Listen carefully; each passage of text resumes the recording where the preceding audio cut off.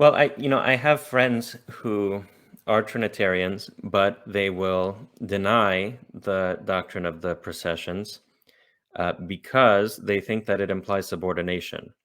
So if there is this eternal procession relation between Father and Son, that implies that the Father is superior to the Son in the immanent Trinity, which is not supposed to be allowed. My own opinion is that if you deny the doctrine of eternal, if you're a Trinitarian and you deny the doctrine of the eternal generation or eternal processions, then you have a problem because there is a lack of correspondence between the immanent and the economic Trinity. Okay, the Father is called the Father because he begets the Son. But if there is no begetting going on in God, then there's no reason to call the Father Father and to call the Son the Son.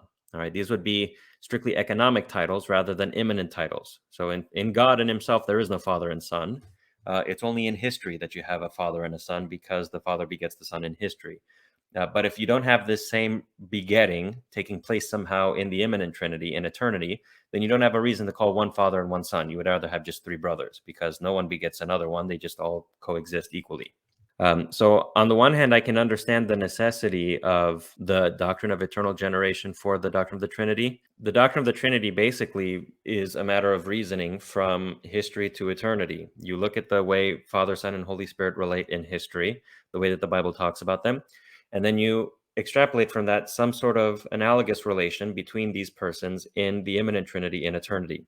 So if the Father begets the Son in history, then there has to be something that corresponds to this in eternity, in the immanent Trinity. So I understand why they posit the eternal generation.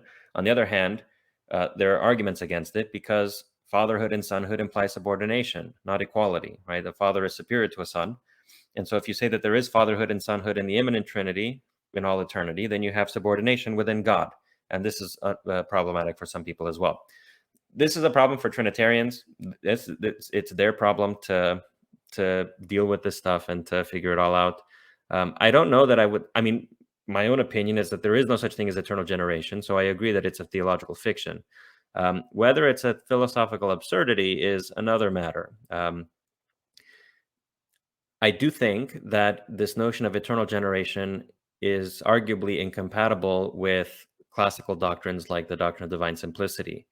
I do think that at the very least, it implies that you have composition within God, God as sort of composed of multiple parts, and you can distinguish between God and the Father and the Son and so on.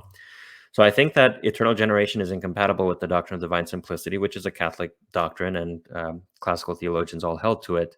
But I don't know whether I would call it quite a philosophical absurdity. I think this is a stronger language than I would want to use.